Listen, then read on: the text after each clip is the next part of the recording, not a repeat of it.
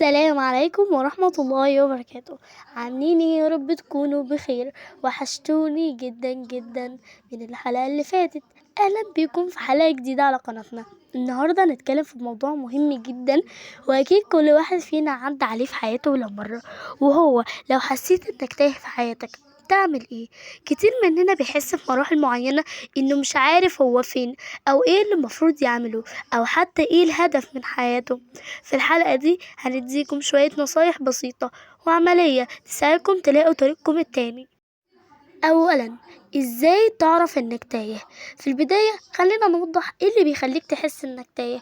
في مؤشرات كتير ممكن تدل انك مش في المكان الصح، زي مثلا أول حاجة عدم وجود أهداف واضحة، بتحس إنك مش عارف إيه اللي عايز تحققه. تاني حاجة الشعور بالإحباط الدائم، بتحس إنك مش راضي عن أي حاجة في حياتك.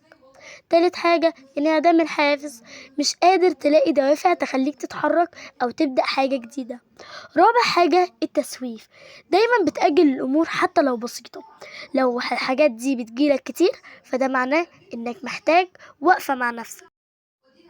تاني حاجة ابدأ بمواجهة الحقيقة. أول خطوة إنك تعترف بالمشكلة، ما تهربش من إحساسك بالتوهان، وخد خطوة إنك تواجهها. اعمل حاجات بسيطة زي مثلا اقعد مع نفسك في مكان هادي بعيد عن أي إزعاج، وابدأ فكر في الأسباب اللي خلتك توصل للمرحلة دي. هل هو ضغط شغل، مشاكل شخصية، أم غياب الأهداف؟ تالت حاجة حدد أهداف بسيطة وواضحة. واحدة من أهم الحاجات اللي ممكن تعملها هي إنك تبدأ تحدد أهداف صغيرة وواضحة. إزاي؟ اكتب 3 أهداف بسيطة ممكن تبدأ تشتغل عليها من النهاردة.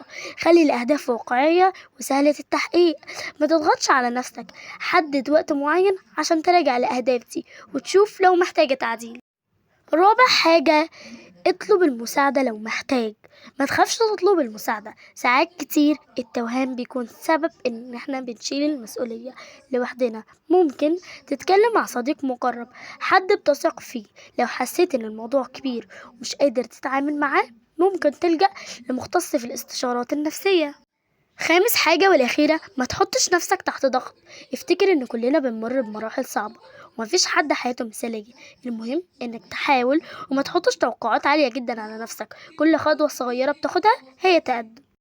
في الآخر إحساسك بالتوهان ده مش معناه إنك فشلت أو إنك مش قادر توصل، هو مجرد مرحلة وكلنا بنمر بيها. الأهم إنك تكون مستعد تواجهها وتاخد خطوات بسيطة للتغيير. لو عجبتكم الحلقة دي ما تنسوش تعملوا لايك وشير وسبسكرايب في القناة، وتكتبوا لنا رأيكم في الكومنتات، واستنونا في حلقات تانية مهمة.